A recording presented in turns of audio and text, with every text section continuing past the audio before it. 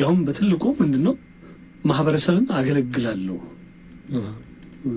ምክንያቱም ሌላ ቦታ ላይ ወደ የክብር አምባሳደር ስትሆን እና ሐሳቦች ስትሰማ አይ በቃ አሪፍ ሐሳብ ነው ብለህ ነው የምትገባበት ወይስ ታስባ ይሄ ነገር እንዴ ሊሆን የሚችል ነገር ነው እንዴት እንደዚህ ይሆናል ብለህ ትጠይቃለህ? ሰዎችን አታማክርም? አሁን ለምሳሌ ትክክል ሲያደርግ ነው እዛ ላይ የተገኘሁት ትልልቅ የመንግስት ባለስልጣናት፣ ታዋቂ ሰዎች፣ ከዚህ በፊት የተሰጣቸው ሰዎች ሲመሰክሩ ምናምን አይቻሉ። አረ ምን ደረሰ ብሩ ሚል መሰባት ሲጀምር ጥያቄ ያቀረቡ የቦርድ አባላት አሉ። የሰበሰብነው ብር የት እንደገባ ይነገረን እንጂ ሶል ምናምን የሚሉ መልእክቶችም አያለውና የት የተሰበሰበው ማለት ነው። እዛ ሄደህ ትቀመጣለህ፣ ትኬት አለ፣ መብላት መጠጣት አለብህ፣ ያን ሰሞን እዛ መቆየት አለብህ ሁሉ። አንዳንዴ ከዚህ ሁሉ ለምሳሌ ዳተ በግልጽ ህብረት ለበጎ ባለፈው አመት ከም ለህዝብ ይፋ ያደረጋችሁት ስለሆነ ይህን ያህል አግኝተን ነበረ፣ ይህን ያህል ገንዘብ ደግሞ ለእንደዚህ ውሏል ተብሎ በግልጽ ቢነገር። እንግሊዝ ሀገር ከእስር ቤት በስህተት ተለቆ የገባበት የጠፋው ኢትዮጵያዊው ሀዱሽ ገብረስላሴ ቅባቱ በቁጥጥር ስር ውሏል። ሰራተኞች አሉ፣ የተለያዩ ወጪዎች አሉ። ይህ ሁሉ ታደርጋለህ። ይህ ሁሉ በየአመቱ ኦዲት ትደረጋለህ። ለምን አወጣኸው? ለምን አገባኸው? እስከ ዛሬ አንድ ባንክ ነው የምንጠቀመው፣ ንግድ ባንክ። ሲጀመር ምንድን ነው አንድ ኤንጂኦ ሲቋቋም መክፈት የምትችለው አንድ ባንክ የመንግስት ባንክ መሆን ያለው። እንግሊዝ ሀገር ከእስር ቤት በስህተት ተለቆ የገባበት የጠፋው ኢትዮጵያዊው ሀዱሽ ገብረስላሴ ቅባቱ በቁጥጥር ስር ውሏል። የዩኬ ሜትሮፖሊታን ፖሊስ እንዳለው ሀዱሽ ዛሬ እሁድ ጠዋት በእንግሊዝ ሰዓት አቆጣጠር 8 ሰዓት ተኩል ላይ በሰሜን ለንደን ፊንስበሪ ፓርክ አካባቢ ተይዟል። ከህብረተሰቡ በደረሰን ጥቆማ መሰረት ሀዱሽን በቁጥጥር ስር አውለናል ብለዋል የሜት ፖሊስ ኮማንደር ጄምስ ኮንዌይ። ሀዱሽ በቁጥጥር ስር ከመዋሉ በፊት ከእስር ቤት ሲወጣ በለበሰው ልብስ ሆኖ የዕቃ መያዣ ዘንቢል እንዳነገበ አርብ ማታ ላይ በዳልስተን ላይብረሪ ውስጥ ታይቶ ነበረ። የደህንነት ካሜራዎችን ሲፈትሽ የቆየው ፖሊስ በመጨረሻም ከህብረተሰቡ ጥቆማ በደረሰው በደቂቃዎች ውስጥ በቁጥጥር ስር አውሎታል። ሀዱሽን በስህተት የለቀቀው ወህኒ ቤት የበላይ የሥራ ኃላፊዎች ጉዳዩ እስኪጣራ ከስራቸው ታግደዋል። በአሁኑ ጊዜም ሀዱሽ ወደ እስር ቤት ዳግም ገብተዋል። በፍጥነትም ወደ ኢትዮጵያ ዲፖርት እንደሚደረግ የዩኬ ምክትል ጠቅላይ ሚኒስትር ዴቪድ ላሚ ተናግረዋል። ምክንያት መኪናውን ወሰድክ? አዎ መኪና ውስጥ ነው። እንግዲህ ከፊንቴክ ጋር እንደ ተቋም አንድ ተቋም ከዚህ በፊትም እኔ ለመኪና ካምፓኒ ሰርቻለሁ 5 ዓመት። ልክ እንደዛ አንድ ካምፓኒ ነው ተቋም ነው ጠራኝ። እዚህ ካምፓኒ አምባሳደር ትሆንልናል አሉኝ። ፊንቴክ ይባላል። ሄድኩኝ። እንግዲህ ውል ቀርቦልኝ አውርቼ ያውም በትልቁ ምንድነው ማህበረሰብን አገለግላለሁ። ምክንያቱም ሌላ ቦታ ላይ ወደ 3 ሚሊዮን ወይ ምናምን የሚሸጥ መኪና እኔ በእንዲህ አይነት መልኩ ነው የማቀርበው። መጀመሪያ በ950 ሺህ ብር ያስገቡና ቀሪውን 950 ሺህ ብር በ5 ዓመት ውስጥ ያለወለድ በየወሩ እንዲከፍሉ አደርጋለሁ ሲል ይሄ ደስ ይላል፣ ማህበረሰብንም የሚጠቅም ነው። ኦኬ ይሄ እንግዲህ አንድ ተቋም ነው ያፈራረመኝ። ተፈራረመን። በዚህ መልክ ነው ግንኙነታችን የተጀመረው። እንደዚያውን የክብር አምባሳደር ስትሆን እና ሐሳቦች ስትሰማ አይ በቃ አሪፍ ሐሳብ ነው ብለህ ነው የምትገባበት ወይስ ታስባ ይሄ ነገር እንዴ ሊሆን የሚችል ነገር ነው እንዴት እንደዚህ ይሆናል ብለህ ትጠይቃለህ? ሰዎችን አታማክርም? አሁን ለምሳሌ አሪፍ ሐሳብ ነው የሚሆን ከሆነ ግን ብዙ ሰዎች ይጠይቃሉ። ለምሳሌ እንዴት በ5 ዓመት ውስጥ ያለ ወለድ እንደዛ ሊሆን ይችላል ብለው የሚጠይቁ ሰዎች አሉ። በኋላም እንደሰማው ድርጅቱ ራሱ በኋላ የተወሰነ ክፍያ ጭማሪም አደረገ የሚል ነገርም ሰምቻለሁ። ምን መሰለህ እኔ ወደዚህ ስመጣ ስደርስ 2ኛ ዙር እየተሰጠ ነው እና የተጠራሁትም ልክ ከመፈራረሜ በፊት የተገኘሁት እንትን ላይ ነው ወዳጅነት ፓርክ ላይ በትልቁ ሲሰጥ ነው ርክክብ ሲያደርግ ነው። እዛ ላይ የተገኘሁት ትልልቅ የመንግስት ባለስልጣናት፣ ታዋቂ ሰዎች፣ ከዚህ በፊት የተሰጣቸው ሰዎች ሲመሰክሩ ምናምን አይቻሉ። ይሄ ትልቅ ነገር ነው ማለት ነው። ከዛ እንደውም እዛው ላይ ነው የእንትኑ ፊርማውን የሚያደርግ ነው። ልክ እዛው ላይ ነው አይተው ከሆነ ካየው በኋላ እዛ ላይ ተጠርቼ እንደዚህ አምባሳደር ልናደርጋቸው ነው እዚሁ ተብሎ እዛው ተፈራረምን ማለት ነው። ይሄን አይተሃል። በቃ ትልቅ ነገር ነው። ስለዚህ ይሄ ማህበረሰብን ያገለግላል። በዚህ መልኩ ነው ይከፈልሃል። እንደዚህ አምባሳደር በመሆን በዚህኛው ማለት ነው በሌሎቹ እንደሚከፈል አውቃለሁ። ኦፍኮርስ እንደዛ ነው የምትሰጠው።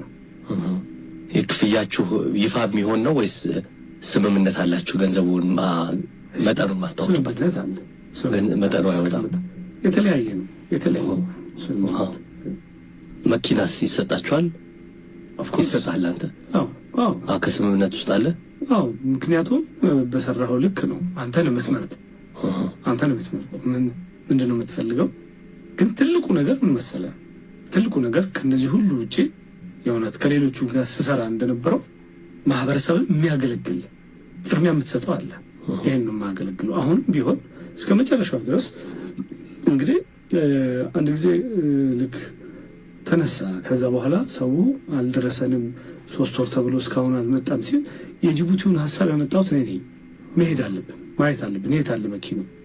ሄደን አይተን እዛ በረሃ ድረስ ሄደን የእውነት እዚህ ጋር እንግዲህ ሰለሞን የሚናገረው እውነት ነው። በተለያዩ አጋጣሚዎች የሆነ አቧራ ላይ ምናምን ሆኖ የተለያዩ ቪዲዮዎች አይተናል። ወደ ጅቡቲ ሄደው ከነ መንሱር ጋር ያዩበት አጋጣሚ ነበረ። እንግዲህ እንደዚህ አይነት ነገሮች እየተሰሩ ያሉት ይመስለኛል። በቃ ማይንድ ዋሺንግ ነው እየተሰራ ያለው። እንግዲህ ሰለሞን ቦጋለን ራሱ ያመነበትን መንገድ እየተናገረ ነው። ያ የተፈጠረው እዛ ፓርክ ውስጥ የተፈጠረው የማስረከብ ሂደትና ያኛው ሁሉ በቃ እነዛ ሁሉ ገስቶች እዛ ቦታ መገኘታቸው ነገሮችን እንዳምን አድርጎኛል። ትልልቅ ቦታ የምሰጣቸው ሰዎች ስለነበሩ ለእኔም እንደመመረጥ መስሎ ትልቅ ነገር መስሎኝ ነበረ በሰዓቱ እንትን ያልኩት እያለ ነው እንግዲህ ሰለሞን ቦጋለ።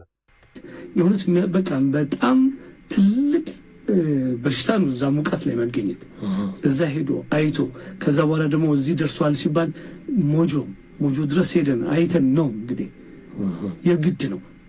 ምክንያቱም የእውነት እንግዲህ እንደ ኪነ ጥበብ ሰው ወይ ደግሞ እንደኔ ሙያዬ ትልቁ ነገር ከማህበረሰብ ጋር ነው የምትሰራው። ለማህበረሰብን ነው የምታገለግለው። ገብቷል? ማህበረሰብ ከሌለ የምትሰራው ስራ አይደለም። ይሄን ነው ቅድሚያ የምትሰጠው። አሁንም ቢሆን እስከ መጨረሻው ድረስ እንግዲህ እንዳልኩ ተቋም ነው። ይሄን ተቋም አብሬው እስካለው ድረስ ለማህበረሰቡ ያለኝን ቃሉን ጠብቆ እንደሚሰራ እርግጠኛ ነኝ። ይሰራል ብዬ አምናለሁ። ኧረ ምን ደረሰ ብሩ የሚል መሰባት ሲጀምር ጥያቄ ያቀረቡ የቦርድ አባላት አሉ። ብዙ ተነስቷል። እንደ ይሄ ጥያቄ ተነስቷል ያለው እንደውም አንዳንድ ያንተ ገጾችን ባይሆኑ ሶሻል ሚዲያዎች ላይ ፌስቡክ ላይ እንደዚህ ሳይ ከዛ ጋር ያልተያዙ ነገሮች እንደዚህ ሳይም ሰዎች አስተያየት ሲሰጡ ያለው ውስጥ መጀመሪያ የሰበሰብነው ብር የት እንደገባ ይነገረን እንጂ ሶል ምናምን የሚሉ መልእክቶችም አያለውና የት የተሰበሰበው ማለት ነው። እሱም ባየው አሁን ስትሎ የነበረው በየቦታው የሀገሩ እየዞራችሁ የተዘጋጁ ለምሳሌ ቨርጂኒያ የተዘጋጀ ዝግጅት አለ። እሱ ሲዘጋጅ እንዳልኩ ይዘን የመጣነውን ገንዘብ እንትኑ አጥሩ ታጠረ፣ መንገድ ጠረግን ምናምን አደረግን። ከዛ በኋላ ዳላስ ሄደን ነበር። ዳላስ በኳሱ ሄደን ነበር። እዛ ሄደን ፌል አደረግን። ምን ሆነ? የፌዴሬሽኑ የኳስ ፌዴሬሽኑ ቀን ዝግጅት ነበር። አናውቅም እኛ የመዝጊያው ዕለት እኛም ዝግጅት አድርገናል። ቀን ነበር፣ ምሳ ሰዓት ምሳ አዘጋጅተን አዳራሽ ተከራይተን ምናምን ፌል አደረግን። ሰው ሳይመጣ ቀረ። ወደ 30 ምናምን ሰው ይመጣል። በቃ ተመለሰ እንደዚህ። ከዛም አትላንታም ነበር። አትላንታም እንደዚሁ ፊልማችንን አሳይተን ከፊልሙ ገቢ የሆነ ያህሉ ለዚህ እናደርጋለን ብለን ነበር። እዛም ብዙ ሰው አልመጣም። በአትላንታ እንደዚህ ነበረ እና እዛ ሄደህ ትቀመጣለህ፣ ትኬት አለ፣ መብላት መጠጣት አለብህ፣ ያን ሰሞን እዛ መቆየት አለብህ። ሁሉ አንዳንዴ ኪሳራ ሁሉ ትገባለህ። እነዚህ ሁሉ ይባሉ። ግን ከዚህ ሁሉ ለምሳሌ እናንተ በግልጽ ህብረት ለበጎ ባለፈው ዓመት ከም ለህዝብ ይፋ ያደረጋችሁት ስለሆነ ይህን ያህል አግኝተን ነበረ፣ ይህን ያህል ገንዘብ ደግሞ ለእንደዚህ ውሏል ተብሎ በግልጽ ቢነገር ለቀጣይ ደግሞ ሰው እንዲያዋጣ ይነሳሳል። አሁን ባለው ሁኔታ ከባድ ይመስለኛል። እንደዚህ ጉርምርምታዎች ስላሉ ማጥራት እንዴት አልተቻለም ብዬ ነው። እንግዲህ እናስተካክላለን። ግድም ነው መደረግም አለበት፣ እናደርጋለን። እንግዲህ እዚህ ጋር እንግዲህ ሰለሞን ቦጋለ ያለው የትኛው የተዋጣው ብር እያለ ነው። ብዙ ሙከራዎችን አድርገናል፣ ግን በጠበቅነው መልክ ብርን አላገኘንም እያለ ነው። እስቲ ሌሎችም ጥያቄዎች አንስቶለታል። ቦርድ አለው፣ ከዛ ስራ አስኪያጅ አለ፣ ከዛ ሰራተኞች አሉ። አሁን ሰሊ አንተ ሚና ምንድነው? አንተ እዛ ስራ አስፈጻሚና መስራች። ቦርድ ውስጥ የለም። ቦርድ ውስጥ የለም። እነማ ይታወቃሉ? ቦርድ ውስጥ ያሉት ብዙ አይታወቁም፣ ግን ከተለያየ ሙያ የመጡ ሰዎች ናቸው። ከጋዜጠኞችም አሉ። ምን ያህል ናቸው? 7።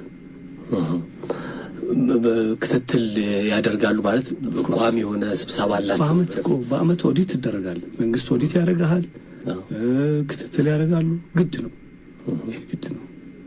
ፍቃዱን ለማሳደስ ኦፍኮርስ ፍቃድ ከወሰደ 10 አመቱ የተቋቋመ ሰዓት ነው ፍቃድ ይወስድ።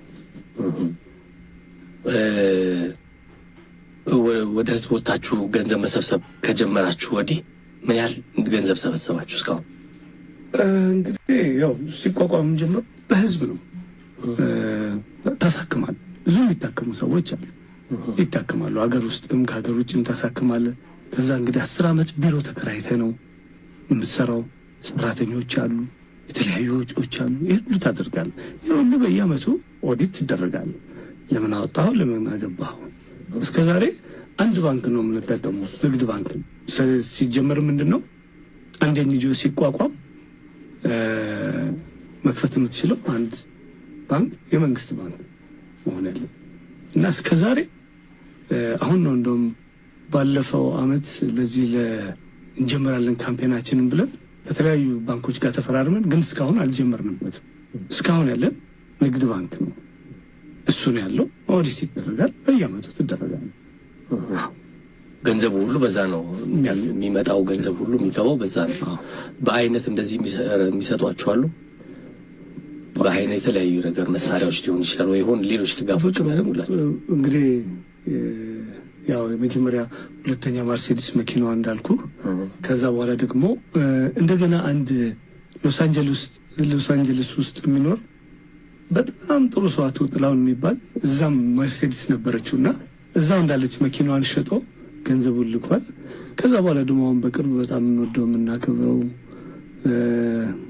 የመዝናኛ ሰው የነበረው አስፍሽ እሱም መኪናውን እንደዚሁ ሰጥቶን በቅርቡ ለጨረታ ቀርባለች። ስለዚህ አሁን ምን ያህል እንደተሰበሰበ አሁን አትናገሩም? ለህዝቡ በየጊዜው ማለት ይሄን ያህል ደርሰናል። ለምሳሌ 6 ቢሊዮን ነው ግባችን ብላችኋል።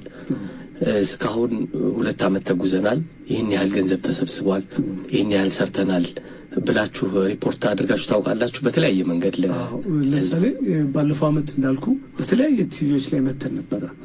ስለዚህ ምንድን ነበር 20 ሚሊዮን ሰው 300 ብር ቢሰጥን የሚለውን ነገር ሀሳብ አንስተን ነበረ። አግሜን ነበር ከአቅሜ 1 እስከ 5 ይሄን ተጠቅመን በዚህ እንደሆነ ገንዘብ እናገኛለን ነበረና በዛ ሰዓት አሩን ጊዜውም ምኑም በዓሉም ስለነበር ይመስለኛል ሰሙም ትንሽ ተዳክሞ ነበርና ብዙ ጠብቀን ነበር። የመጣው ወደ 2000-3000 ሰው። ይሄንን ይፋ አድርገናል በወቅቱ የነበረው። ይሄ ግን 20 ሚሊዮን 300 ብር መሰብሰብ የሚሆን አይነት ነገር ነው። 20 ሚሊዮን ሰዎችን ማግኘት የሚቻል ይመስላችኋል? ይሆናል፣ በእርግጠኝነት ይሆናል። የኛ መንቀሳቀስ ትልቁ ነገር እንዴት እንሮጣለን ነው። የእውነት መሬቱንም ስቀበል ምን መሰለ እንዴት ትገነቡታላችሁ ነው። የሙያ ጓደኞችን የኪነ ጥበብ ባለሙያዎችን አስተባብረን እንግዲህ እዚህ ጋር ገንዘቡን በግልጽ መናገር አልፈለገም ሰለሞን ቦጋለ። ሂሳብ ተሰርቷል፣ ያ ለሂሳብ ባለሙያዎች የሚተው ነገር ነው ወይም በቦርድ ነው የሚወሰነው ብዙ ነገሮች እያለ ነው እንግዲህ እንጂ እስካሁን ድረስ እሱ ስራ አስፈጻሚ ነኝ ብሏል። ያ ነገር መታወቅ ነበረበት። እያንዳንዱን የገንዘብ እንቅስቃሴ በሱ ስር ነው የሚያልፈው፣ በቦርድ ቢወሰን ብዬ አስባለሁ። ብቻ ሀሳባችን እንሸጣለን። በቃ ሆስፒታል መገንባት አለበት የሚል ምክንያቱም ልክ ከዴልፊ ጋር ከተነጋገርን በኋላ ጥናቱ ከተሰራ በኋላ ወደ ተርሸሪ ሆስፒታል ነው ወደ 6 ቢሊዮን ብር ይመጣል። ይህን ለማድረግ ምን ማድረግ አንዱ መንገድ፣ ቀላሉ መንገድ ህዝባዊ ለማድረግ 20 ሚሊዮን ሰው 300 ብር ቢሰጠን 6 ቢሊዮን ብር ይመጣል በቀላል ማስገንባት እንችላለን። ይህንን ሀሳብ ይዘን ዞርን አሜሪካም፣ አውሮፓም፣ አረብ ሀገራትም አፍሪካ ውስጥ ሄድን ብዙ ዞርን እና የዛሬ 2 ዓመት አካባቢ አሜሪካ ላይ ቨርጂኒያ ጥሩ ዝግጅት ተዘጋጀ። ፊልም ይዘን የኔ ፊልም ነበር የራስ መንገድ እሱን ይዘን ሄድንና እዛ ላይ በፊልሙ ምክንያት ህዝቡን ጠርተን ሀሳባችንን ሸጥን አስረዳን ምናምን። ከዛ ስንመለስ ወደ 5-6 ሚሊዮን ብር ምን ያህል ይዘን መጣ። ወደዚህ ሲመነዝር ይዘን መጣና እሱን አጥርን። መንገዱ በሲሲዲ እና አውሮፓ መካከል ነው ቅርብ ነው እኮ መንገዱን ጠረግን፣ አጥርን ምናምን። ከዛ በኋላ ተጀመረ በቃ ማለት ዲዛይን ወርኩ መሰብ ሆስፒታል ነው የምታስገነባው። ብዙ ጊዜ ወስዳል እና ጥናቱ በቃ አሁን ሁሉ ነገር አለ። ዲዛይን ወርኩ አለቀ ምናምን፣ መሬቱ ጥናቱ ምናምን አለቀ። ልክ የዛሬ ዓመት አካባቢ የቲቪው ላይ መተን ነበር ለመጀመር ካምፔን ለመጀመር እንዲናርገ 20 ሚሊዮን ሰው 300 ብር ቢሰጠን ምናምን እያልን ከመጀመርንበት ሰዓት ምን ሆነ አፎ አሁን አዲስ አበባ ዙሪያ እንዳለ አዲስ ሲፕሌየር ዲሞግራፊው ምን ተባለ? ሸገር ተባለ። ሸገር ሲቲ ሲባል እንደገና አዲስ ካርታ መውሰድ፣ ያን ካርታ ለመውሰድ እንደገና 9 ወር ምናምን ልፋት ነበር። ይሁት ነው የምነግርና አሁን ከ5 ቀን በፊት ነው ካርታችንን የተረከብነው። ብዙ ልፋት ነው። እነሱም እስኪደራጁ ምን እስኪሉ እንዲህ ሲባል ሲንከባለን 9 ወር ከምናምን ወሰደ። በ9 ወር ከምናምን አሁን ከ5 ቀን በፊት ይሄን ካርታችንን ተረከብን። ይሄ ማለት ነው እንደው በ27 አሁን ይላል እሱን ተረከብ። ግን በአንድ ኢንተርቪው ላይ ስሰማ ከ6 ወር በፊት እንደዚህ የሰጠው ግንቦት ላይ ማስቆፈር እንጀምራለን ብላችሁ ነበረ። ምክንያቱም ግን ያኔ እንግዲህ እንዳልከው 9 ወር ደግሞ የሚፈጅ ከፈጀባችሁ አላወቅንማ። ዛሬ ነገ ይባል ነበር። ዛሬ ነገ እየተባለ ነበረ። አንዱ ሲባል አንድ ነገር ሲመጣ ቆይ ዛሬ ቆይ ነገ ሲባል ይሄ ነገር ይሄን እዚህ ደረጃ አመጣን ማለት ነው። መስከረም 27 የተሰጠ ካርታ ነው። ከዚህ በኋላ ብዙ ወደ ህዝቡ ነው የምንመጣው አሁን ወደ ህዝቡ፣ ምክንያቱም ቀላል አይደለም። ስለዚህ አሁን ይሄን 6 ቢሊዮን ብር ስናስበው ትልቅ ይመስላል። ስንተባበር ግን በጣም የእውነት መሆን የሚችል ነው። ቅርጫቱን ስናየው ሰፊ የሆነና እዚህ ውስጥ የኔም ቢጨምር ይሞላል እንላለን። ግድ የለም ይሞላል እናድርገው ነው ትልቁ ነገር። ግን 6 ቢሊዮን ያኔ ከ3 ዓመት በፊት ነበረ። አይ ኖ ከ3 ዓመት በፊትማ መሬቱን ነው የተረከበ። አይ ኖ ገንዘቡ ሐሳባችሁን ነው የምልህ። በጀቱ የያዛችሁት 6 ቢሊዮኑ አሁን በ6 ቢሊዮን መስራት ይቻላል ወይ ልልህ ነው። እሱ ነው አሁን ይኸው በየጊዜው እየጨመረ ቢመጣ ነገር አለ። እንግዲህ አሁን ከጀመርከው በኋላ ነው የምታውቀው። አሁን ይሄን ለማድረግ ምን አሰብን መሰለህ? ትልቁ ነገር ለምንድን ነው በፌዝ ማንገነው? እንደምናየው እንግዲህ ሰለሞን ቦጋለ በራሱ እዚህ ጋር ቀርቦ ይሄንን ነገር መስጠት መቻሉ በጣም ሊያስከብረው ህዝቡንም አክብሮና ቦታ ሰጥቶ ወይም ደግሞ ይሄ በህዝብ ለህዝብ የሚሰራ ነገር ነው በሚል እዚህ ጋር ቀርቦ ማቅረቡ ትልቅ ቦታ ሊሰጠው ይገባል። ምንድነው እዚህ ጋር በኮሚቴ የሚሰሩ ወይም በቦርድ የሚሰሩ ስራዎች ብዙ ሰጣ ገባና በጣም አስቸጋሪ ነገሮች አሏቸው። ያንን ሁሉ ነገር ግን ተጋፍጦ በዛ ሁሉ መንገድ ውስጥ አልፈው ዛሬም እዚህ ጋር ደርሰናል። ብዙ ሀሰሎች ነበሩን። ከዚህም በኋላ ለህዝባችን ኢንፎርም እያደረግን እንሄዳለን። ብዙ ነገሮችን እናሳውቃለን። እያንዳንዱንም እንቅስቃሴያችንን ከነሱ ብር እንደምንጠይቀው ሁሉ የኛንም የሂሳብ ውጤትና ያለንን አቅም ወይም ደግሞ የምንሰራውን ስራ እናሳውቃለን ሲል ተናግሯል። እንግዲህ ሰለሞን ቦጋለ